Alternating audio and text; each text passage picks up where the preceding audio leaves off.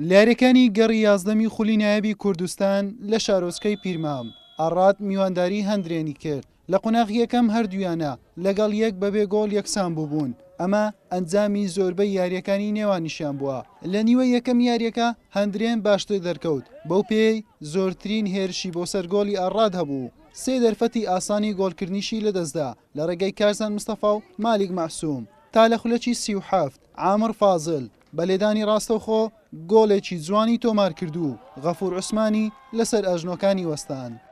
لە نیوەی دووەمی یاریەکە و هەرزوو دوای تێپەڕبوونی تەنها 4 خولەک عامر فازل بە گۆڵی دووەمی خۆی ئەنجامەکەی بۆ هەندرێن دوو هێندە لێکرد چاوەڕوانی ئەوە دەکرا یاریەکە بە سوودی هەندرێن بە کۆتا بێت بەڵام 15 خولەکی کۆتایی جیاواز بوو کاتێک لە خولەکی 75 ئومێد مستەفا فیکەی لێدانی سزای بۆ ئاڕات لێدا یاریزانی پیشەگەری ئەفریقی ئیمانیۆل ئیفوا توانی سەرکەوتوانە جێبەجێ بکات و گۆڵی یەکەم بۆ ئاڕات تۆمار بکات حوت خولێک بەر لە کۆتایی یاریەکە هەمان یاریزان بە گۆڵی دووەمی خۆی و یانەکەی ئەنجامەکەی یەکسان کردەوە تا فیکەی کۆتایی یاریەکەش هیچ گۆڕانکاریەک بەسەر ئەنجامی یاریەکەدا نەهات بەم جۆرە هەندرێن بە هەمان ڕێژەی خاڵی برایەتی بە جیاوازی گۆڵ هەر لە خانەی دووەم مایەوە بە 18 خاڵ و ئاڕاتیش بە دوای ئەو لە پلەی سێم بە 16 خاڵ